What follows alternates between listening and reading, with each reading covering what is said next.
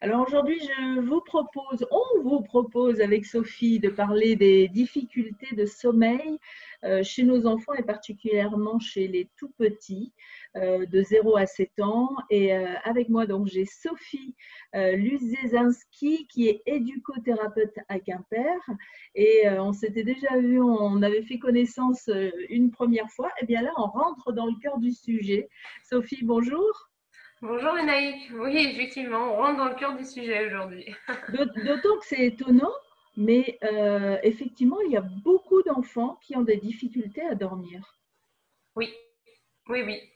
C'est une question qui revient régulièrement d'ailleurs chez les parents qui ont des enfants âgés de la naissance à 3 ans surtout, mais également aussi de 3 ans à 7 ans. Parce que voilà, les difficultés sont là, mais ne sont pas toujours les mêmes parce que l'enfant grandit aussi et du coup ne rencontre pas non plus les mêmes situations dans la vie que les plus jeunes toujours. Donc ouais, c'est vrai que c'est quelque chose, c'est une problématique où les parents se posent beaucoup de questions et se demandent quel comportement adopter en fait avec leurs enfants.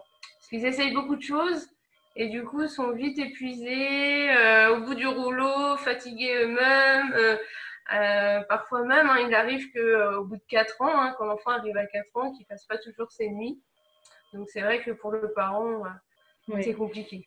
Alors, quand Mm. bébé arrive, il y a une phrase qui dit dormir comme un bébé. Mais en fait, un bébé, ça dort pas beaucoup. Oui, enfin ça dépend. Oui. Ça dépend, ça peut Enfin, je veux dormir dire, quand même, hein. ça dort pas beaucoup longtemps, j'ai envie de dire. Alors après, tout dépend aussi si l'enfant il est allaité ou non. Hmm. Voilà, parce que Il y a une vraie différence au niveau du sommeil selon que le bébé soit nourri au biberon ou au sein. bah, la différence qu'il peut y avoir, c'est que quand on allaite son enfant, on ne sait pas toujours ce qu'il prend en quantité. Donc du coup, Ah, on se pose la question de savoir est-ce qu'il a quand il se réveille, est-ce que c'est parce qu'il voilà, il a suffisamment dormi ou est-ce que c'est parce qu'il a faim. Donc du coup, parfois ça voilà, ça peut dérégler un peu le processus du sommeil, hein, enfin parce qu'on ne sait pas toujours. Et puis chez un tout bébé, un nourrisson aussi, il y a différentes phases dans le sommeil et qui fait que parfois on peut croire qu'il pleure, alors qu'en fait il est juste dans un stade de son sommeil et du coup il est en train de réagir avec autre chose et du coup le parent accourt finalement, pensant hmm. que son enfant est quelque part un peu en détresse, hein, et le prend dans ses bras alors que l'enfant dormait. Et du coup on vient interférer le Ah. sommeil. Et du coup plus on Donc interfère. la règle, ce serait, si mon enfant pleure, j'écoute d'abord et j'essaye J'écoute d'abord, d'identifier j'observe. son pleur. Voilà. C'est Bah, ça, évidemment, je ne vais pas le exactement. laisser pleurer 1 heure, hein, mais je ne me précipite pas au premier pleur. Non, non, non, non, non, parce que il y a des enfants qui pleurent dans leur sommeil, en fait. Il y a des enfants même qui s'éveillent et qui vont se rendormir. Hmm. Ouais, c'est au tout début, ça demande c'est comme si chacun allait s'apprivoiser et apprenait à connaître l'autre. Mais c'est vrai que ça demande un peu de temps, de la patience aussi, et puis surtout ouais, d'être dans l'observation plutôt que dans la réaction. Ouais. Alors moi, je me rappelle quand j'ai eu mon fils, j'étais extrêmement fatiguée. Et la nuit, particulièrement, pour moi, c'était très, très difficile parce que la journée, on arrive toujours à trouver quelqu'un qui peut relayer. C'est ça. Mais la nuit, c'est très difficile. Donc, est-ce que là aussi, il y a des règles, par exemple, quand on est maman et qu'on est très fatigué, euh, est-ce que c'est si je laisse mon enfant pleurer un certain temps, est-ce que ça va, euh, est-ce que c'est bien, pas bien, est-ce que Que ça ça va va avoir une le, ouais, incidence. ouais. Après, tout dépend de l'âge de l'enfant aussi. Mm. C'est-à-dire que, ben, Lénaïque, toi, quand tu étais fatiguée, est-ce que c'était les premiers mois? Est-ce que c'était la première année, la Ouais, deuxième année de l'enfant? c'était les premières semaines quand vraiment on sort de la clinique ou on se Oui, retrouve à voilà, la c'est ça. maison, il n'y a plus personne autour de nous. Ouais. Oui, oui, et puis c'est normal d'être fatiguée à ce moment-là. Et puis il y a tellement de Mm. changements. En plus, puis pour une maman, il y a tout ce qui est hormonal aussi, mais il y a aussi d'apprivoiser ce nouvel enfant. Donc c'est vrai que ça peut faire peur, on devient parent, plus la fatigue. ça n'aide pas toujours en fait, hein. Donc moi j'aurais tendance à dire, après c'est mon avis, hein, que les premiers mois, la maman elle fait comme elle peut, quoi. Elle fait comme elle peut. Sachant que de toute manière, les premiers mois, l'enfant il a vraiment besoin de sa maman pour construire un lien d'attachement qui soit suffisamment sécurisant. Donc les premiers mois, s'il est tout le temps avec sa maman, c'est pas dérangeant. Mais par contre, à un moment donné, ça sera bien d'ouvrir un peu plus et de progressivement amener l'enfant à être plus autonome. Donc finalement, à prendre un peu de distance avec sa maman. Donc les premiers mois, tout ce qui est cododo, surtout si la maman elle allait, enfin voilà, c'est important aussi qu'elle ait suffisamment de sommeil, qu'elle dorme suffisamment pour pouvoir être bien dans la relation avec son enfant quand il est éveillé aussi, hein. Donc moi, les premiers mois, je dirais, si la maman elle a envie d'avoir l'enfant dans sa chambre, dans la chambre, bon après, il faut que le papa il soit d'accord aussi, hein, parce que c'est pas... donc c'est à voir en couple, hein, mais soit d'avoir le lit dans la chambre, soit d'avoir le bébé, ce qu'on appelle le cododo, hein. Et après, les parents qui ne souhaitent pas non plus faire du cododo ou avoir l'enfant dans leur chambre, l'enfant peut très bien aussi avoir sa chambre.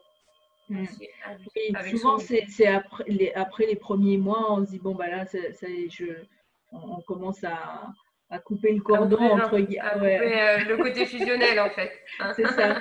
Mais est-ce Ouais. que, justement, par rapport au dodo, un enfant qui dort avec ses parents dort mieux ou ça peut être le contraire? Moi, je dirais qu'il n'y a pas il y a pas de règle, en fait. C'est, encore une fois, c'est à l'observation. C'est-à-dire que les parents peuvent essayer et ils vont constater. Déjà, eux, est-ce qu'ils dorment bien aussi?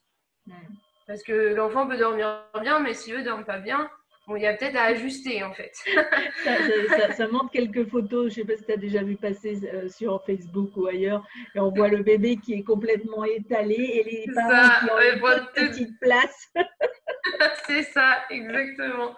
Exactement. Donc voilà, c'est un juste milieu à trouver aussi. Et puis à voir comment l'enfant réagit aussi, parce que l'enfant peut très bien aussi mal dormir dans le lit de ses parents ou pas suffisamment.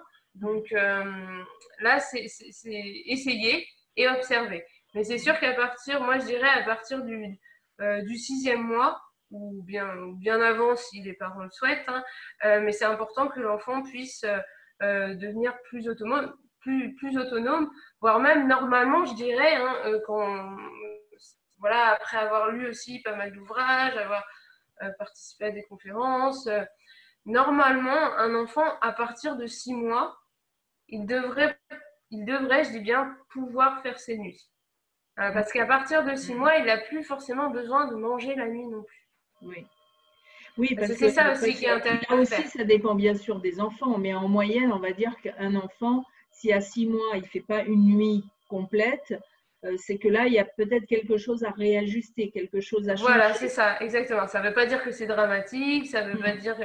Mais il y a peut-être quelque chose à revoir, quoi, en fait. Commencer à se questionner ou en tout cas se dire, bon, bah, ça serait bien aussi que l'enfant puisse s'autonomiser un petit peu. Donc, progressivement, il ne s'agit pas de faire des choses tout Bon, ben d'un allez, coup. ça y est, ça suffit, tu prends tes bagages, tu vas dans ta chambre. Voilà, c'est ça. Ça peut être dur quand même, hein. Ça peut être assez traumatisant. Enfin, Oui. voilà, toujours et puis et se faire confiance et être dans l'observation aussi. Et moi, je sais que je rappelle souvent aux parents de se placer du côté de l'enfant en fait, c'est-à-dire du côté de ses besoins à lui, parce que parfois dans les difficultés de sommeil qui peuvent être rencontrées, notamment quand l'enfant ne dort pas trop la nuit ou a des difficultés à s'endormir le soir, ou que l'enfant voilà, veut rester dans le lit de ses parents et ne pas aller dans son propre lit. Quand je questionne un petit peu, qu'est-ce qui fait que l'enfant ne veut pas forcément... Je me rends compte aussi que parfois, ça ne vient pas juste de l'enfant. C'est-à-dire que parfois, bah, c'est la maman ou le papa, mais souvent quand même la maman, qui peut avoir besoin d'avoir son enfant avec elle dans son lit. Et finalement, et du coup, là aussi, à un moment donné, il va y avoir quelque chose à réajuster. Parce que quand ils sont tout petits, peut-être que ça pose pas trop de problèmes. Mais à un moment donné, quelque part, on est en train de créer une habitude. Et du coup, l'enfant qui, au début, pouvait être très autonome et pouvoir dormir dans son lit tout seul, bah, finalement, devient aussi dépendant de son parent. Et là, on rentre dans un cercle vicieux, en fait. Oui. Donc, Et puis c'est là, les important. problématiques liées au sommeil vont être beaucoup plus difficiles à gérer. Ah bah, c'est enlever, c'est déshabituer l'enfant. Donc, ouais, ça peut être compliqué. Et c'est déshabituer l'enfant et déshabituer la maman aussi. Et aller chercher qu'est-ce qui a fait que il y avait ce besoin finalement. Que l'enfant ait besoin, c'est une chose. Mais que le parent ait besoin, c'en est une autre. Donc ça peut être intéressant d'aller approfondir aussi un petit peu de ce côté-là si le parent est prêt voilà, à Et avancer. alors, ouais. Et alors, cette théorie qui dit l'enfant dort mieux quand c'est une chambre toute calme, voire sombre, sans bruit, etc. Est-ce que moi, c'était pas mon école, hein. Par exemple, moi, mon fils, je m'étais dit où que j'aille, il viendra avec moi et quand il sera fatigué, il dormira à côté de moi. Il n'y a aucun souci, il pourrait y avoir du bruit autour. Je l'ai élevé comme ça et jusqu'à aujourd'hui, effectivement. Il a plus de 30 ans et quand il est fatigué, il peut y avoir la fête à côté, il dort. Mais c'est deux écoles, il y a vraiment deux écoles. Et là, c'est pareil, il n'y a pas de règles en fait. On fait C'est comme ça. on peut. C'est ça. Alors, il n'y a pas de règle. Après, Lénaï, tu as eu de la chance que ton enfant arrive à suivre. Parce que un parent peut très bien décider de dire mon enfant suivra mon rythme ou viendra avec moi et du coup il s'habituera et au final ça ne lui posera pas de problème. Mais il y a des enfants qui résistent à ça. Et du coup là ça pose problème. Ouais. Parce qu'on aimerait bien en fait que l'enfant suive son propre rythme. Or aujourd'hui, et ça c'est important de le dire et moi j'insiste beaucoup là-dessus, c'est aux parents de suivre le rythme de l'enfant, notamment les premières années. Alors oui, je sais, ça peut être dur, mais du coup, c'est aussi une prise de conscience. Alors, c'est une prise de conscience parce que souvent, on se dit, bon, bah voilà, j'ai mon premier enfant qui arrive, et on a peut-être cette impression qu'on va pouvoir continuer la vie qu'on menait avant. D'accord. Sauf que non, il y a un nouvel enfant qui est arrivé, un nouvel enfant qui a les mêmes besoins qu'un adulte, mais qui vont s'exprimer différemment. Et que dans un premier temps, il va falloir s'y adapter. S'y adapter, je dis bien les premières années, parce que si on s'adapte au rythme de l'enfant, ses besoins vont aussi s'exprimer au fur et à mesure des années différemment. Et le tout va finalement arriver à ce que ça s'harmonise et que, si on parle des besoins de sommeil, que l'enfant devienne plus autonome, mais aussi se rapproche du rythme finalement de sommeil de l'adulte. Oui. Oui, mais de toute si façon, on il faut interfère, prendre en compte le fait qu'il a son propre rythme à lui. Et effectivement, il faut. Bon, je ne faisais pas la fête tous les soirs. Mais c'est vrai que pour quelqu'un qui voudrait faire le mieux possible pour le sommeil de son enfant, devrait veiller plutôt à organiser un endroit calme pour le dodo dans ce cas. Alors, non, c'est pas non plus ce que j'ai dit, c'est-à-dire qu'après, non, moi je parlais vraiment du rythme de sommeil de l'enfant. Après, en termes de. Ça va dépendre des enfants. Il y a des enfants qui s'endorment très bien dans du bruit, il y a des enfants qui s'endorment très bien dans du calme, en fait. Il y a des enfants qui vont s'endormir avec la pleine lumière, et il y a des enfants qui vont s'endormir dans le noir. Il y en a, dès qu'il y a un peu de lumière, et ben, du coup, tout de suite, ils vont s'éveiller. Ou alors ils vont pas s'endormir, du coup il faut toujours fermer les volets. Ça c'est propre à chaque enfant. Ouais. Donc non, encore une fois, il faut observer son enfant. Toujours être à l'écoute, observer. Après c'est vrai que s'il a été habitué d'une certaine manière les premiers temps, il y a de fortes chances qu'il garde cette habitude. Mais il n'y a pas vraiment de règles. Après, ce qui peut être intéressant quand même pour la suite, c'est de se dire, quand l'enfant fait la sieste, donc en journée, de pouvoir éventuellement laisser les volets ouverts pour que l'enfant fasse la différence entre le jour et la nuit. Ah oui, oui, oui. Et que, par contre, la nuit, on ferme les volets. D'accord. Alors moi, il y avait un conseil que c'était le pédiatre, non, c'était mon gynéco qui m'avait dit ça. C'était quand je suis rentrée de la clinique avec mon bébé, il m'avait dit, tu vas voir, tu vas être fatiguée, c'est ce qui était très vrai. Et il me dit, comme j'avais la chance de rester à la maison, il m'a dit, à chaque fois que ton bébé ira dormir, tu vas faire la sieste en même temps. Ne fais pas autre chose parce que sinon tu pourras jamais récupérer. Est-ce que là, ce genre de conseil il fonctionne encore aujourd'hui ou il y a des choses qui ont évolué? Ça fonctionne encore aujourd'hui, oui, Oui. bien sûr, bien sûr. C'est vrai que autant profiter dès que l'enfant dort de pouvoir dormir soi si on peut, oui. Du coup, là, pour le coup, on s'adapte au rythme de l'enfant. C'est Ah oui, chouette. oui, oui. Bah, pour l'enfant, il faut savoir aussi que c'est pas juste. Parfois, ça peut être considéré comme inconfortable finalement de s'adapter au rythme de l'enfant. Et du coup, on se sent peut-être un peu étouffé ou pas la place pour faire ce qu'on a envie ou voilà, être que de simples parents, j'ai envie de dire, et plus femme, homme. Donc, du coup, ça peut être contraignant. Mais de pouvoir suivre le rythme de son enfant, c'est aussi créer, comme j'en parlais tout à l'heure en début, un lien d'attachement suffisamment sécurisant qui va permettre à l'enfant plus tard d'être apaisé, mais aussi d'avoir confiance, d'être apaisé, mais aussi de pouvoir s'apaiser tout seul, sans forcément la présence de son parent, et aussi beaucoup d'autonomie. Donc, c'est vrai que moi, c'était essentiel. quelque chose que j'avais pas fait pendant les premières semaines et que j'ai fait plus tard parce que justement, j'arrivais pas à récupérer. Et en attendant, pendant que l'enfant dort, de dire ah bah tiens, je vais faire le ménage que j'ai pas réussi à faire, la vaisselle, le machin, le ci et que ça. Et hop, bébé se réveille et on s'est pas reposé. Et ça, c'est vrai que pour moi, ça a été j'ai eu du mal à récupérer les premières semaines. Donc j'ai appris. Et puis après, j'ai modifié mon comportement et après, je faisais les siestes en même temps que mon fils. Bah voilà, en même temps, c'est comme ça.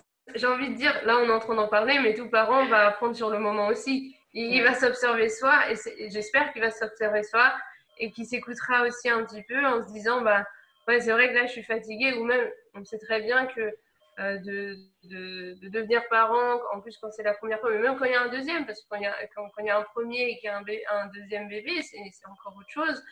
Mais c'est très fatigant. Et en plus, on veut vouloir gérer le quotidien comme on le gérait avant. C'est ça. Et à un moment donné, ben, c'est aussi de se poser la question, quelle est la priorité? Qu'est-ce qui est le plus important? Notre bien-être ou la vaisselle? Ou le fait qu'il n'y ait pas de poussière sur le meuble? Donc là, on parle des tout petits. Quand ils grandissent déjà, ils sont un peu plus grands. Est-ce que on en avait déjà un tout petit peu parlé dans la première émission, mais est-ce que d'avoir des horaires fixes, c'est quelque chose qui fonctionne pour les enfants? Oui. Oui. C'est important d'avoir même des horaires fixes pour les enfants.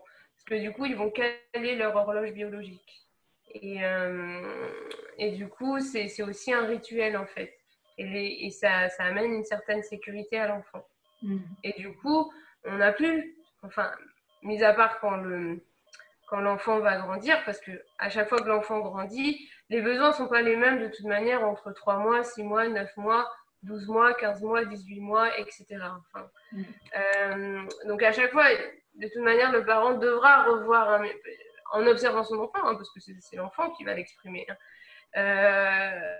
devra revoir sa manière de faire. Mais en tout cas, c'est important de mettre un rythme. Et d'ailleurs, à ce moment-là, souvent, il y a moins de problématiques. Parce que ce qui peut se passer quand il y a un rythme qui est complètement différent, c'est qu'on ne sait plus quand l'enfant a envie de dormir ou non. Et que l'enfant lui-même, il ne sait plus trop non plus quand est-ce qu'il est fatigué ou qu'il n'est pas fatigué. Oui, Et donc que il faut parfois, tester, faut tester les heures de dodo, quoi. 19 heures, si ça marche pas, si c'est trop tôt, on essaye 20 heures. Alors, moi, je dirais pas ça. Je dirais encore une fois, j'ai observé son enfant. Parce que les enfants ont des signes de fatigue. Peut-être Ah nous oui, aussi, genre on en l'enfant a. qui s'endort Un enfant comme qui fait ça. ça, bah, Voilà. ça, c'est sûr. Donc Mais là, ça peut être. on note l'heure, il y a un Bah là, message. ça commence en tout cas. Il y a les premiers signes de fatigue. un enfant qui bâille, un enfant qui se frotte les yeux, un enfant qui prend son pouce et son doudou, si en plus à l'habitude il l'a pas tout le temps avec lui ou qu'il est beaucoup dans l'éveil, dans le jeu, voilà, c'est un enfant qui vient se caresser l'oreille, un enfant qui demande beaucoup les bras, alors que c'est un enfant qui peut être autonome sinon très souvent. Là, dès qu'il vient chercher des câlins, alors il peut avoir un câlin, c'est pas, dans l'idée, c'est pas d'amener tout de suite dans son lit, parce qu'il peut vouloir aussi un câlin. Mais, et puis les parents, ils connaissent leurs enfants. Si ce lien d'attachement, qui est très important, hein, c'est pour ça que ça fait la 3e fois peut-être que j'en parle là depuis qu'on est là, mais il est vraiment très important parce que le lien d'attachement, c'est la façon dont le parent va répondre aux besoins de l'enfant et va du coup apprivoiser l'enfant et savoir ce dont il a besoin. Et du coup, il va l'observer par des mimiques, la manière dont il réagit quand il voilà, le papa peut avoir une réaction, le papa ou la maman. C'est vrai que quand on connaît très bien la personne, on voit s'il y a quelque chose qui ne va pas tout de suite, s'il y a un changement dans son attitude. C'est vrai que d'observer les gens avec qui on est aide beaucoup à comprendre. Voilà, observer, ressentir, et c'est parce qu'ils se seront apprivoisés les premières semaines, les premiers jours, les premières semaines, les premiers mois, que finalement, eux sauront tout de suite quand l'enfant est fatigué. S'ils prennent le temps d'être à l'écoute et du rythme de l'enfant, de ses besoins, et non que des leurs. Alors là, c'est quand les dodos se passent plutôt bien. Mais quand on a tout essayé, on va dire ce qu'on a pu, hein, quand on a fait ce qu'on a pu, et puis que vraiment, le dodo, il y a un gros problème. C'est où les dodos sont très légers, ou alors l'enfant n'arrive pas à s'endormir, etc. Quelle cause peut être derrière ce problème? Alors, par exemple, un enfant qui aurait du mal à s'endormir le soir, il y a une multitude de causes. Moi, je vais en donner certaines, mais après, on pourrait aller voir ailleurs. Mais un exemple d'un enfant qui n'arrive pas à s'endormir le soir, bah, c'est peut-être tout simplement parce qu'il n'est pas fatigué. Déjà, c'est la première chose. Même si moi, maman, je dis non, si tu es fatiguée, tu dois aller au lit. Ah bah oui, et c'est ce qui arrive très régulièrement. Mais dans ces cas-là, on va rentrer dans un conflit. On va rentrer dans un conflit parce que l'enfant va s'exprimer. Ou alors, après, on a différents types d'enfants, hein, comme on a différents types de parents. Il y a des parents pour qui ça ne va pas déranger de se coucher plus ou moins tard ou de suivre le rythme de l'enfant, alors que d'autres, ils sont peut-être beaucoup plus dans le contrôle, de se dire ah c'est bien, de mettre tout dans des cases, de cadrer, etc. parce que c'est rassurant. Et du coup, on se dit bon ben quelque part, je fais bien mon travail de parent parce que le sommeil, c'est important de bien dormir, c'est important de bien manger. C'est lié à des croyances, c'est lié à des manières de voir l'éducation culturelle. Enfin, c'est lié au désir des parents aussi, beaucoup, à leur idéal. Du coup, on va avoir différents profils de parents, mais on va avoir aussi différents profils d'enfants. On va avoir des enfants qui peut-être dans un premier temps vont s'exprimer, et c'est plutôt bien parce que du coup ils sont à l'écoute de leurs besoins. Et si on n'écoute pas leurs besoins et qu'on ne répond pas à leurs besoins au moment où ils l'expriment, et ben petit à petit ils vont perdre cette notion et du coup ils vont juste être dans finalement l'obéissance, la soumission. Et il y a des enfants effectivement, alors soit ils peuvent se renfermer, de toute manière j'ai beau exprimer, on n'a pas l'air de m'entendre, donc je me renferme, je m'éteins ou je me soumets. Et on peut avoir des enfants qui sont dans la soumission et alterner avec des phases de rébellion en disant bon, là je me suis soumis, mais là quand même, là c'est bon quoi, enfin là ça pousse. Mon parent il pousse un peu le bouchon un peu trop loin.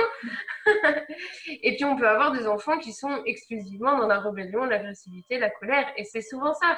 Et là on se dit ah, et difficulté d'endormissement, donc tout le monde se met en colère, tout le monde s'énerve, on ne sait pas vraiment pourquoi, mais on aimerait bien que l'enfant ne dort pas, et puis après nous on n'est pas bien non plus, hein. Je pense qu'un parent qui s'énerve après son enfant, il s'en veut aussi, il culpabilise derrière.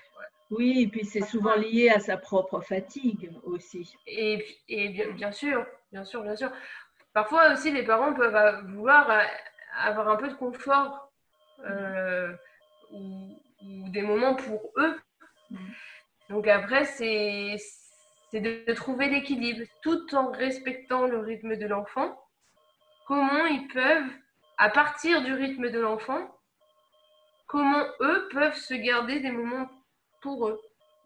Où ils peuvent parce que si le dodo devient une source de conflit, c'est pas prêt de s'arranger. Si à chaque moment du dodo, il y a une bagarre entre les parents et l'enfant, finalement, le dodo va plus être vu par l'enfant comme quelque chose d'agréable non plus. D'agréable, de bénéfique, et puis le parent va lui-même appréhender ce moment-là. Ouais.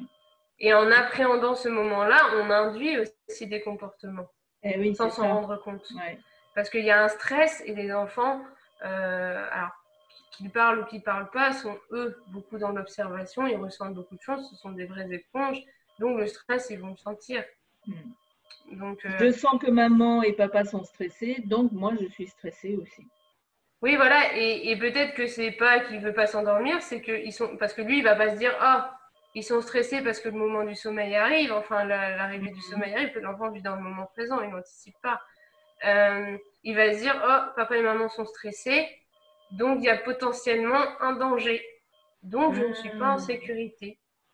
D'accord. Et tout ça se passe bien sûr, tout ça se passe bien sûr à un niveau inconscient, ce qui fait que c'est la raison pour laquelle on ne comprend pas toujours ce qui se passe. C'est ça.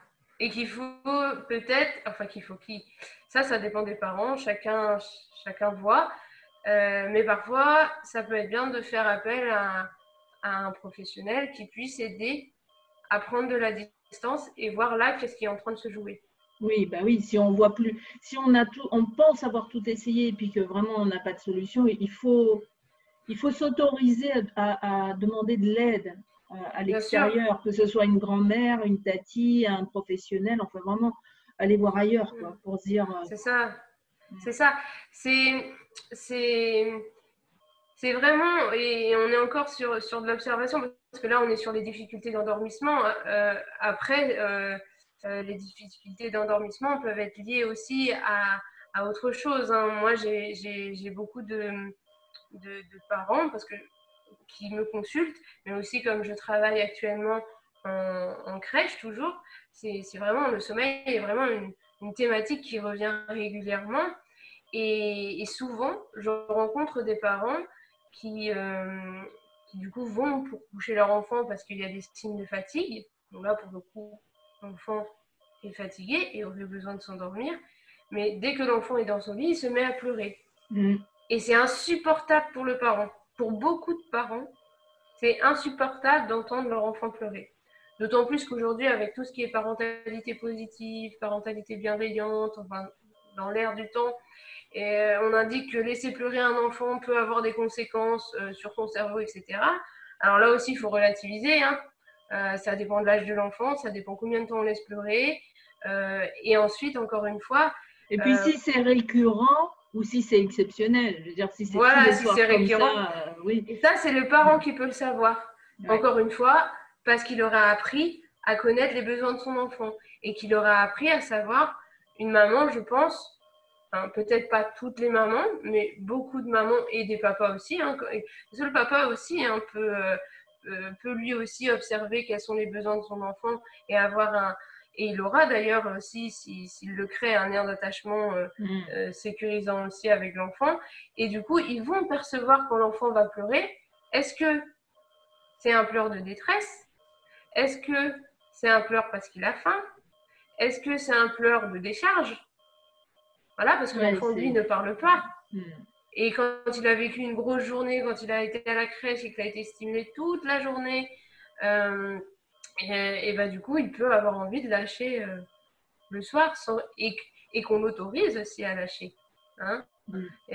Parce que le fait d'arriver tout de suite, voir l'enfant dès qu'il pleure pour le calmer, bah, il peut se dire, bon, ben, je peux pas exprimer, enfin inconsciemment, il y a des liens qu'il va pas se dire je peux pas exprimer, mais en tout cas, on ne laisse pas pleurer, par exemple. Mais il y a de plus en plus de papas enfin, c'est une nouvelle génération, les papas aujourd'hui, ils prennent beaucoup plus soin des enfants qu'avant. Ils sont beaucoup plus présents. À ma génération ou celle d'avant, c'était plutôt les mamans qui s'occupaient des enfants et les papas allaient travailler. Maintenant Ouais, que c'est les ça. deux parents travaillent, bon, Voilà, les les rôles papas, oui, sont, voilà, les beaucoup rôles plus de sont place. équilibrés. Et, oui, voilà. Euh, ils ont beaucoup de place si on leur laisse la place aussi. Évidemment, si la maman veut bien. Voilà, d'où on revient Des fois, avec. elle est un peu exclusive. Ouais, on est dans du fusionnel. Et quand on est dans un attachement fusionnel, on n'est pas dans un attachement sécurisant. C'est pour ça que c'est important, peut-être, oui, de la fusionnalité des premiers mois, mais que c'est important après De lâcher d'ouvrir, un peu, ouais. voilà, pour que l'enfant puisse aussi aller vers l'extérieur et développer ce type d'attachement sécurisant qui l'aidera bien plus tard. Parce qu'en fait, ce qui se passe là, si je reviens sur les pleurs d'enfants, la maman qui ne supporte pas d'entendre son enfant pleurer et qui, du coup, pour que l'enfant ne pleure pas, va rester à côté du lit jusqu'à ce que l'enfant s'endorme. Donc, au détriment de son propre sommeil. Et peut-être, ça va favoriser une certaine animosité dans le couple aussi. Parce que le papa peut ne pas être d'accord ou parce qu'il n'a pas la même vision, etc. Donc ça peut être très conflictuel. Et puis il y a plusieurs parts là à l'intérieur qui se parlent et qui sont en conflit et c'est jamais très agréable. Et ce qui se passe là aussi quand l'enfant pleure et que le parent a des difficultés à laisser son enfant pleurer, ça peut être aussi une projection de ses propres blessures à soi dans son enfance. C'est-à-dire son rapport aux pleurs. Parce qu'on imagine systématiquement, bien souvent, hein, les parents imaginent que le pleur est forcément un pleur de détresse, surtout au moment du coucher. Parce que c'est lié à la séparation, voilà, on sépare intérieur-extérieur. Enfin, En même temps, c'est vrai que c'est nécessaire dans l'évolution de l'enfant. Les pleurs je dirais, ça fait partie de son, c'est une expression. oui, de son expression, oui. Donc, il ne faut pas Quand il saura s'inquiéter plus parler, que ça, oui. quand il saura parler, peut-être qu'il y aura moins de pleurs. Après, les pleurs, donc là, ça peut être, donc c'est une cause, hein, la projection de ses propres blessures qu'on a vécues dans l'enfance, mais qui, généralement, toujours sont inconscientes. C'est-à-dire que et j'insiste là-dessus, pour les parents qui nous écoutent, bien sûr qu'ils veulent bien faire. Ça, c'est sûr et certain. Mais voilà, on ne se rend pas toujours compte qu'on projette ses propres blessures sur nos enfants et que du coup, on induit un comportement chez eux qui ne leur appartiennent pas. Et puis, si j'ai des peurs, des fois, oui, je peux avoir peur et imaginer des choses. Et donc, mon attitude face à mon enfant va être liée à ces peurs. Elles ne seront pas forcément raisonnables, on va dire. C'est juste des imaginations, des projections que je peux faire par rapport à… Et souvent, les projections qu'on fait, c'est lié à notre propre vécu, même si on ne s'en rappelle plus. Et parfois, ça peut être intéressant d'aller chercher. Moi, j'ai eu une maman, hein, là, une maman que j'ai accompagnée. On est parti de quelque chose qui n'avait rien à voir avec le pleur de l'enfant. Hein. On est parti, en fait, elle parlait de sa difficulté à trouver sa place, à s'intégrer dans un groupe, en fait. Et donc, du coup, on est parti de ça, de son sentiment, qu'est-ce que ça évoquait pour elle en termes d'émotions, de sentiments. Et du coup, on est allé chercher un petit peu dans le passé. On n'est pas… Voilà, elle a cité des situations, en fait, où je me rappelle avoir eu ce sentiment quand j'avais, par exemple, 25 ans. Et puis après, on descend. Et est-ce qu'il y a ce même sentiment-là, cette même émotion-là, est-ce que tu l'as vécu un petit peu plus jeune encore? Et on descend. Et on arrive jusqu'à l'enfance. Et avec ce parent-là, quand on est arrivé jusqu'à l'enfance, en fait, ce qu'elle a exprimé, c'est que quand elle était enfant, elle se rappelle que la nuit, et elle se rappelle qu'on le lui a raconté aussi, surtout qu'on lui a raconté, que ses frères et sœurs le lui ont raconté, que quand elle pleurait la nuit, ses parents prenaient le matelas et le mettaient au bout du couloir, donc très loin des chambres des parents et des frères et sœurs, mettaient au bout du couloir, et puis elle était dans son lit au bout du couloir et elle pleurait, et personne ne venait.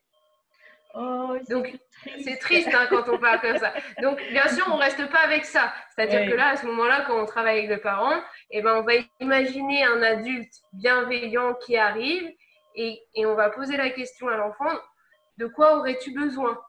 Là, quand tu as cette émotion-là, de quoi tu aurais besoin? Ben, j'aurais besoin de mon parent, il arrive, il me serre dans les bras, etc. Donc, on répare le parent. On répare l'enfant intérieur. Et du coup, forcément, quand on ressort de cet exercice-là, eh ben, on On n'a est plus cette même... libéré, apaisé. On est libéré parce que du coup, on a fait intervenir un adulte intérieur qui est venu rassurer l'enfant, qui est venu lui faire des câlins, qui peut même à redéplacer le matelas et la remettre dans la chambre en disant excuse-moi, je me suis trompée, j'aurais pas dû faire ça. Et du coup, on répare et du coup, là, on a un adulte qui du coup devient beaucoup plus solide et qui va pouvoir accompagner son propre enfant. Parce que figurez-vous que du coup, quand j'ai accompagné ce parent,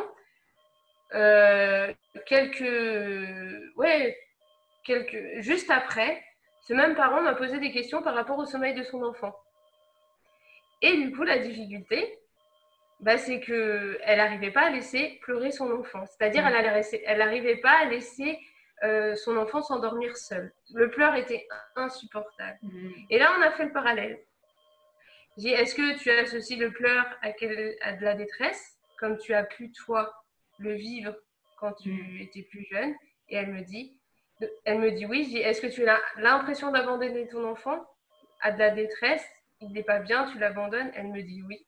Et je dis, tu vois bien que là, c'est ce que tu as vécu que tu projettes sur ton enfant.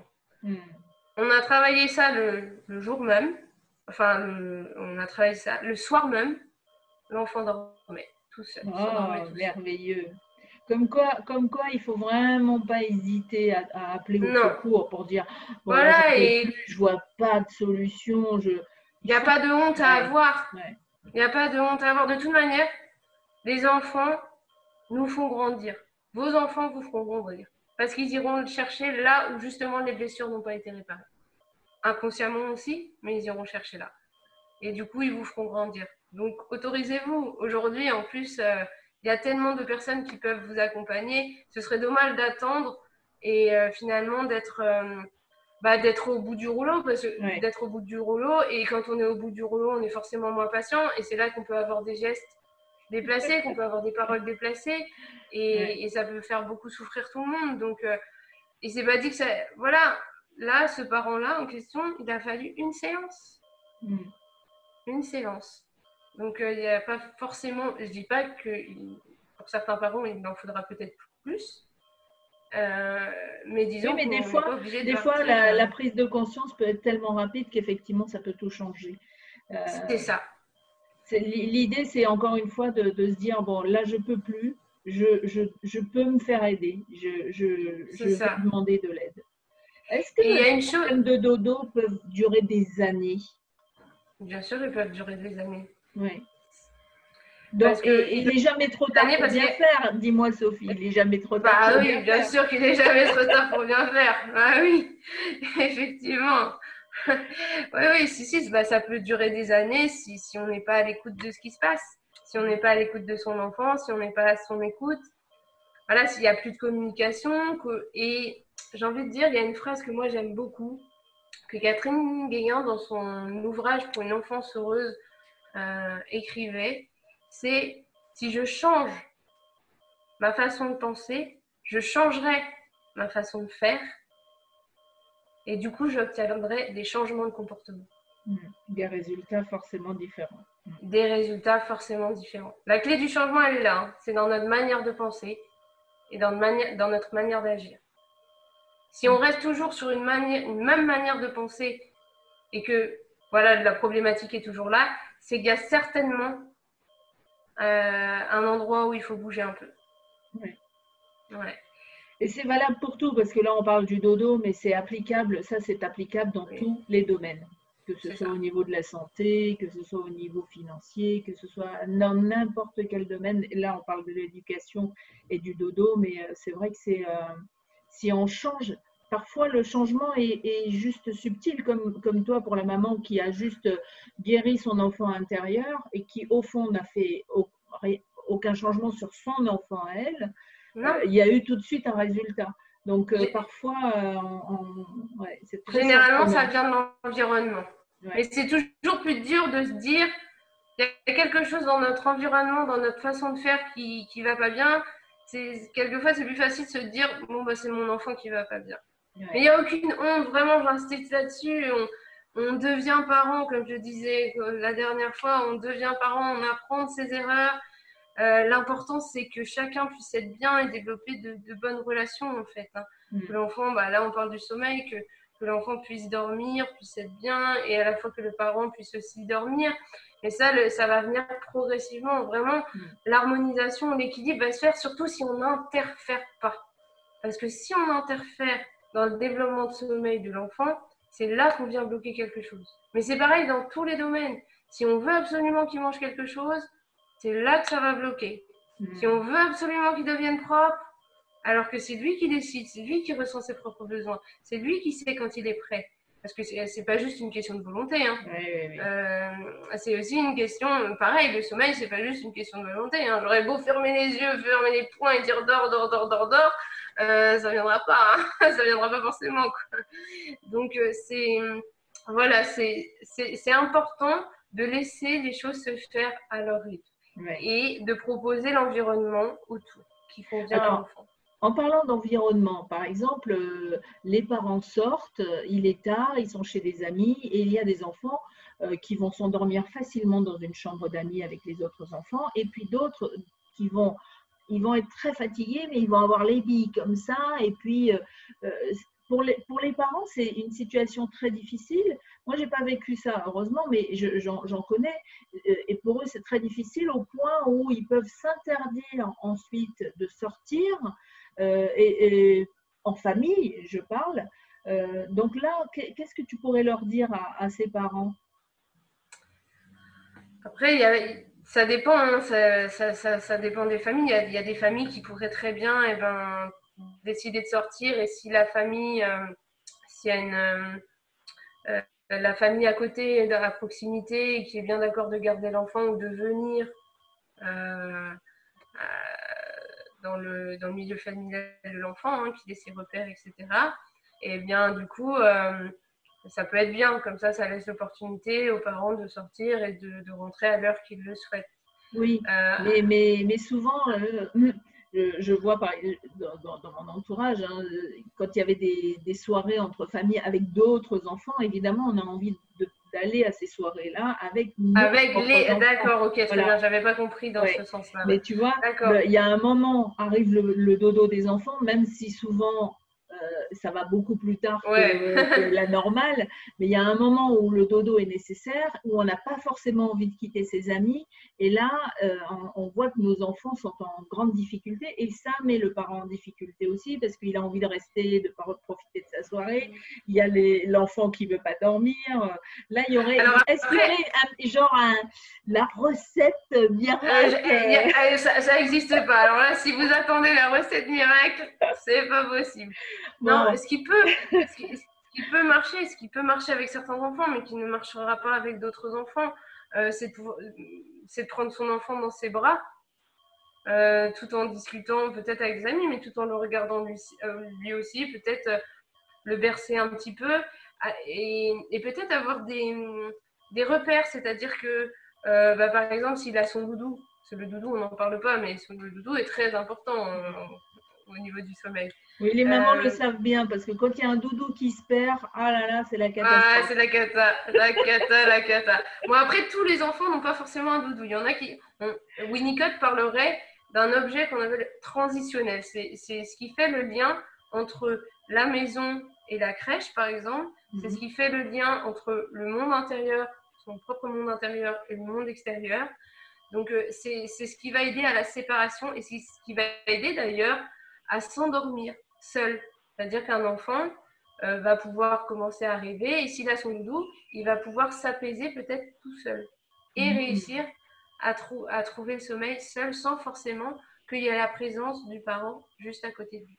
Est-ce qu'il y a un âge pour le doudou ou est-ce qu'il y a un âge où il faut enlever? Attends, je reprends ma question. Est-ce qu'il y a un âge où je peux dire à mon enfant, là, allez, tu vois, le doudou, là, c'est fini. Hop, terminé le doudou. Est-ce qu'il y a un âge pour ça? Alors, c'est de responsabiliser l'enfant aussi, hein. Souvent, on veut, en tant que parent, décider à la place de l'enfant, alors qu'un enfant peut être très autonome et responsable, en fait. Donc, il est acteur. C'est de le rendre acteur aussi. C'est très important de rendre son enfant acteur et pas juste le considérer comme un objet quelque part, hein. Parce que quand on décide pour lui, c'est comme s'il n'avait pas d'émotion, il n'avait pas de besoin, il réfléchissait pas et que de toute manière, on sait mieux que lui. Euh, Après, je peux comprendre que parfois ça peut être compliqué ou c'est souvent lié à des peurs parce que l'enfant qui va rentrer à l'école, il y aura peut-être pas le droit de doudou dans la classe. Mais souvent, on anticipe trop aussi. Oui. C'est, On s'inquiète trop en tant que parent. on On s'inquiète ouais. trop de ce qui va arriver parce que là, par exemple, on est au mois de juin, bah là, clairement, hein, on est au mois de juin, l'enfant il est à la crèche, il a tout le temps besoin de son doudou, septembre va arriver et là on va lui retirer son doudou d'un coup. Enfin, mais entre juin et septembre, il y a largement le temps. Et ensuite, je parlais tout à l'heure de l'environnement. L'environnement est très important. Et l'enfant, il va se retrouver avec d'autres enfants qui n'auront pas leur doudou. Il va imiter. Oui. Ça va se Il va faire imiter. naturellement, quoi. Il n'y a pas besoin de C'est ça, il n'y a pas besoin de se prendre le chou, ouais. Et il n'y a pas besoin de se prendre le chou. Je dis pas qu'il y a des enfants pour qui ce sera pas compliqué, parce qu'il y aura toujours des enfants qui sortiront du lot ou pour qui ce sera plus compliqué, mais pour la grande majorité, les enfants s'adaptent vraiment très bien et imitent les personnes qui sont dans leur entourage, les autres enfants. C'est très régulièrement, alors là je fais un petit aparté sur l'apprentissage de la propreté, parce que là on est encore au mois de juin aussi, bon il y a l'été qui va arriver, mais déjà certains parents se posent la question de savoir mais quand est-ce que je dois lui enlever les couches. Je dis mais vous n'avez pas à lui enlever les couches, c'est lui qui va vous dire. Alors par contre, ce qu'on peut faire autant pour le doudou que par exemple l'apprentissage de la propreté, c'est questionner l'enfant ou lui proposer, être dans la proposition. Bah, est-ce que tu as vraiment besoin de ton doudou? Est-ce qu'on pourrait pas le mettre sur l'étagère comme ça il regarde ce que tu es en train de faire, ou est-ce que là on pourrait pas le mettre dans le sac, comme ça il sera prêt à partir tout à l'heure quand ta maman arrivera, ou voilà, là je parle si on travaille en crèche par exemple. C'est être dans la proposition. La propreté c'est un peu la même chose, c'est-à-dire que d'une, on peut commencer à changer l'enfant debout aussi, ce qui est moins évident, ce qui est moins facile, moins confortable, mais ça met déjà l'enfant dans une posture de grand, de pouvoir le changer debout, contrairement au bébé qu'on allonge sur une table allongée. Il y a le discours il y a le discours aussi qu'on a, parce qu'il y a des parents qui voudraient que leur enfant grandisse très rapidement, mais en même temps qui continuent à dire mon bébé tu vas aller là, mon bébé tu vas faire ça, enfin, et du coup l'enfant il est perdu. Je suis un bébé une fois. Ah, mais moi la grand-mère que je suis, je sais que mon petit-fils grandit, mais c'est tellement bon de l'appeler mon bébé. Alors après, ça ne veut pas dire qu'il ne faut pas appeler son enfant ou son petit enfant mon bébé, mais c'est d'en avoir conscience quand on le dit. Ouais. C'est toujours aussi une histoire de conscience, parce qu'après on peut verbaliser à l'enfant, on peut lui communiquer, mais tu seras toujours mon bébé. Donc c'est pour ça que quelque part je t'appelle mon bébé. Mais c'est vrai que là tu es un grand garçon, voilà, tu es un enfant qui marche, qui mange tout seul, donc j'attends aussi que tu te comportes comme un garçon, mais pour se comporter comme un garçon, il faut aussi que le parent lui montre l'exemple. Ouais. Bah oui, parce que si on l'infantilise, en fait, on ne l'encourage pas à prendre lui-même une décision qui va le faire changer, évoluer, quoi. On le maintient en fait dans son... dans son... Et on attend de lui qu'il grandisse. Donc c'est un peu... voilà, lui il est un peu dans sa tête. Mais c'est vrai que c'est compliqué, hein, le métier de parent, de toute façon. Mais oui, mais c'est pour ça qu'il y a des professionnels aussi, pour pouvoir accompagner. Merci Sophie. Pour pouvoir soutenir. Il n'y a pas que moi, hein, mais disons que voilà, on est nombreux et parfois c'est bien. Parfois on a juste besoin d'être rassuré ou juste soutenu en fait. On a encore une petite dizaine de minutes. Qu'est-ce qu'on peut mettre en place, quel que soit le problème? Bon, on a vu que les problèmes peuvent venir de n'importe où, n'importe quoi, et que une des règles, ce serait vraiment d'observer son enfant, de regarder les signes du sommeil qui viennent ou qui viennent pas, enfin voilà, d'essayer de trouver la cause. Dans les choses à mettre en place, il y a les rituels qui sont très importants, les horaires qui sont très importants. On parlait du rythme tout à l'heure, et puis on peut y instaurer des rituels, ce qui fait que l'enfant, comme il n'a pas la notion du temps, forcément l'enfant, il sait que quand tel rituel va arriver, bah, c'est déjà, on prépare, on anticipe, c'est une préparation au sommeil. Donc déjà, c'est pas genre tout de suite, bon, il est 19h au lit. Non, c'est ça marche pas, ça va bientôt être l'heure, on va se laver les dents, etc. C'est ça c'est un rituel. Ouais. C'est un rituel. Et alors après, je dis ça marche pas. Si, encore une fois, certains enfants habitués à ne plus écouter leurs besoins parce que de toute manière, c'est le parent qui décide, il y a des enfants qui vont se soumettre et qui, si on dit 19h, maintenant c'est l'heure d'aller dormir, il y a des enfants qui vont suivre. Mais c'est questionnant aussi pour la suite. Et dans sa capacité à l'enfant de s'affirmer. C'est important de pouvoir s'affirmer dans la vie. Donc c'est important qu'on leur laisse la capacité de pouvoir s'affirmer enfant, pas en leur laissant une multitude de choix, mais en les laissant acteurs, en leur proposant entre ça, et en gardant quand même, quand on laisse la possibilité à un enfant de faire un choix, par exemple le moment du rituel, est-ce que tu veux ce livre-là ou ce livre-là? C'est important aussi que le parent ait bien choisi les deux livres que lui souhaite raconter, par exemple. Oui, si je lui apporte la bibliothèque, on va passer 3 heures à choisir le livre, ça ne va pas aider, quoi. Donc, voilà, j'aide mon enfant, au fond, à faire un choix et je lui limite les choix pour que ce soit encore plus facile. Oui, parce que si on laisse trop de choix, notamment pendant le rituel, et autrement, ça va avoir tendance à amener de l'anxiété chez l'enfant. C'est-à-dire que ça va l'angoisser. Et notamment lors d'un rituel, si c'est avant l'endormissement, ben, c'est difficile de s'endormir quand on n'est pas suffisamment sécurisé ou qu'on part un peu dans tous les sens. Enfin, donc c'est important de rassembler l'enfant. C'est une forme de contenance aussi qu'on lui apporte. Mais est-ce que les rituels, ça ne va pas enchaîner le parent à automatiquement devoir, je ne sais pas, raconter une histoire et puis peut-être que ce jour-là, je ne suis pas ouverte ou je ne suis pas disponible pour ça. Parfois, donc ça, de toute façon, je peux l'expliquer à l'enfant aussi. Bien sûr, bien sûr. Et puis après, bon, si c'est un parent qui vit seul avec son enfant ou avec ses enfants, effectivement, bah, il peut expliquer à l'enfant que là, ça va être compliqué parce que bah, il n'est pas disponible, mais que par contre, il peut prendre le livre et le regarder tout seul, par exemple. Par exemple. Après, s'ils sont deux, et ben, ça peut être l'autre parent qui prend la relève aussi. C'est-à-dire, bah, là, ce soir, moi, je ne peux pas, pour X raisons. Est-ce que toi, tu peux prendre la relève? Oui.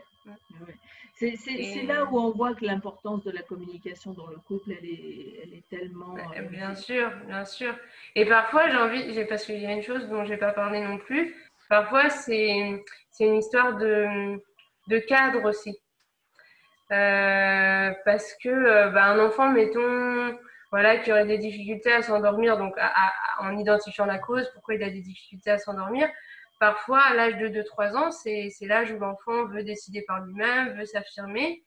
Il peut très bien dire bah non, moi j'ai pas envie de dormir. Et là, on est dans une phase normale aussi du développement de l'enfant qui est je m'oppose pour exister. Moi, j'ai décidé de faire différemment de ce que tu me demandes parce que moi, je suis un individu à part entière. C'est comme les fameux non qui interviennent vers l'âge de 2 ans où il dit non. C'est exactement ça. Donc, c'est de repérer aussi, si déjà le parent a remarqué que l'enfant a commencé à dire non, qu'à chaque fois qu'il pose une question ou qu'il demande quelque chose, l'enfant lui dit non déjà dans la journée, et c'est pas forcément qu'il y a une difficulté de sommeil, il y a quelque chose de profond à aller chercher, c'est juste qu'en fait, là, l'enfant, il a juste envie de décider. Et dans ces cas-là, c'est aussi de mettre le cadre, d'oser mettre la limite, en fait. Eh bien oui, j'ai bien entendu que tu n'avais pas envie de dormir. Sauf que moi, je vois que tu es fatiguée, tu te frottes les yeux, tu rechignes.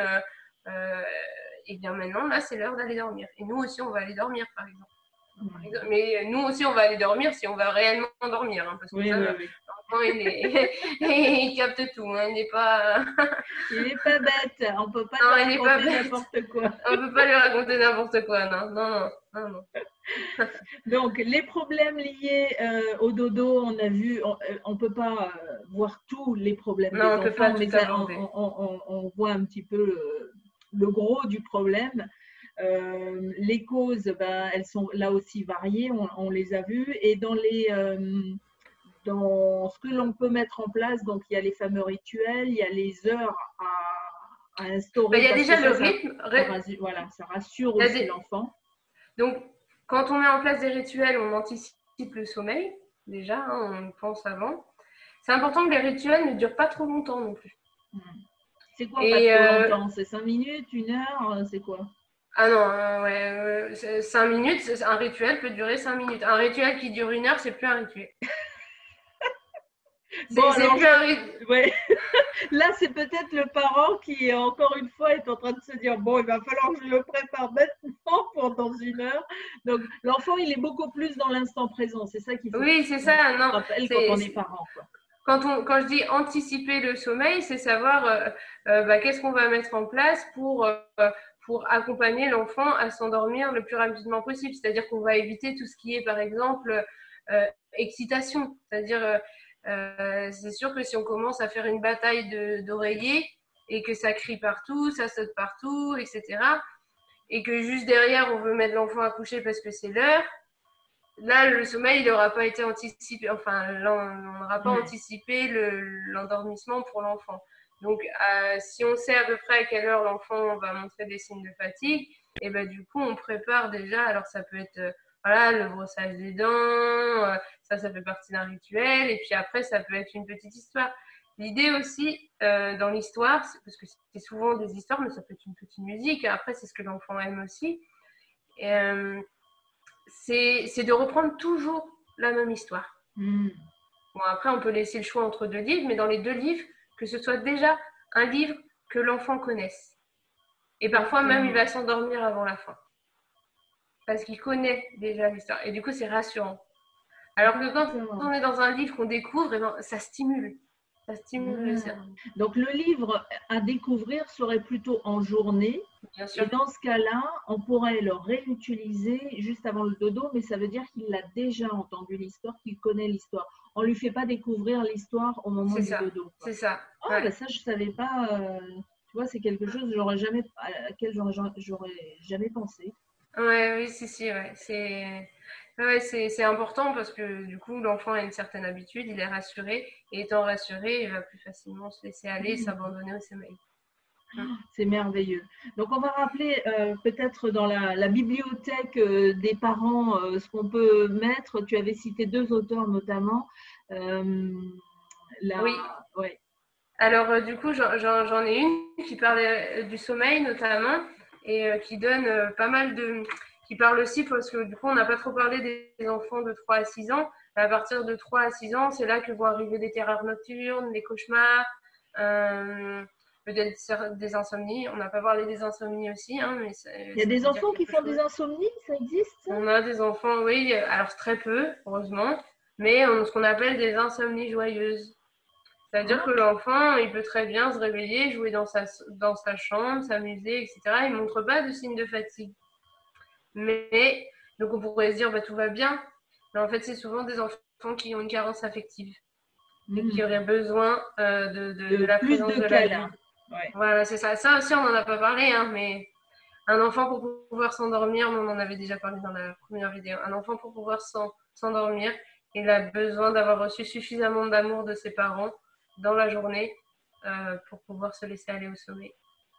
C'est beau ça, et c'est vrai que c'est le genre de conseil, j'ai envie de dire que tout parent est heureux de recevoir, parce que si on ne le sait pas, ma foi, on ne peut pas donner ce qu'on ne sait pas. Non. Oui. Et parfois, ça nous demande, parce que je sais, pour en discuter régulièrement avec des parents, que le soir, c'est très dur de trouver du temps pour son enfant, pour soi, parce qu'on est pris par les tâches quotidiennes. On en revient au début de notre interview, hein. où on est tellement pris par le quotidien. C'est-à-dire qu'on va donner plus d'importance au quotidien, que le sol soit propre, de peut-être faire un plat, c'est-à-dire parfois de faire juste des pâtes et du jambon. Voilà, les soirs, quand on pourra préparer un plat plus amélioré peut-être le week-end et pouvoir le faire avec l'enfant, par exemple. Mais le soir, voilà, l'important, c'est de pouvoir passer le plus de temps avec son enfant. Oui, puis arrêter de culpabiliser. On fait tous de son mieux de toute façon et on voit et on essaye juste de se faire aider. La règle, ce serait si vraiment là je vois qu'il y a un problème récurrent et que j'arrive pas à trouver une solution, là je demande à me faire aider. Et puis voilà, après ça peut être réglé en quelques. En une séance, on a des. Parfois en une séance, mais je vous garantis pas que ce soit forcément une séance pour tout le monde. Parfois, on va approfondir un peu plus, parfois ça prend. Oui, mais après, ça tout dépend de nos prises de conscience, effectivement. C'est ça. Et tout dépend aussi d'une chose, mais ça c'est valable pour tout, c'est de prendre la responsabilité.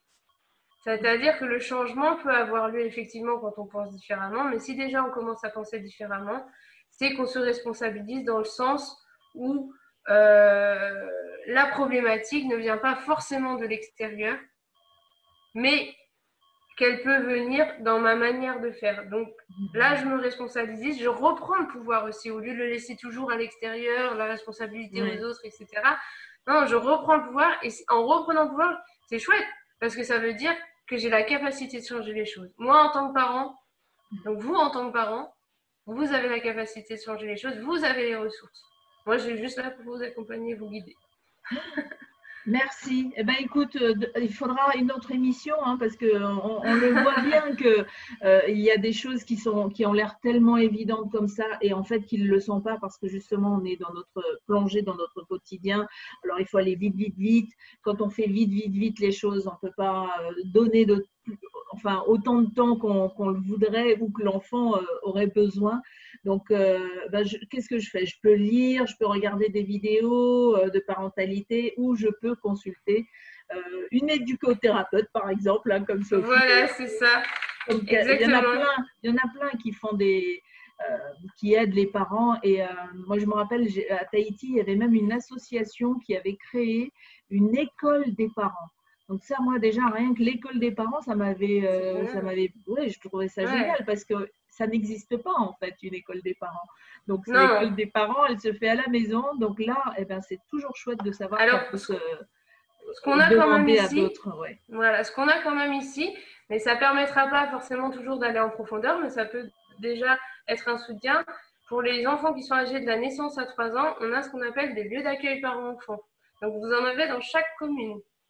Normalement, ou alors dans des regroupements de communes. Et c'est gratuit, c'est anonyme. Vous venez, vous jouez avec votre enfant, vous rencontrez d'autres parents qui ont des enfants du même âge aussi. Et régulièrement, les mêmes questions. Le sommeil, l'alimentation, la séparation, l'apprentissage de la propreté, enfin les mêmes choses. Voilà. Donc, de toute façon, on fera une nouvelle émission où on redonnera encore quelques petites clés aux parents pour déculpabiliser, deux, trouver les causes et puis faire le changement qui fera une famille heureuse. En fait, c'est ça dont on rêve tous. C'est ça, oui, bien sûr. Merci Sophie et je te dis à la prochaine fois alors. Oui, à la prochaine fois. Merci Lénaï. À bientôt.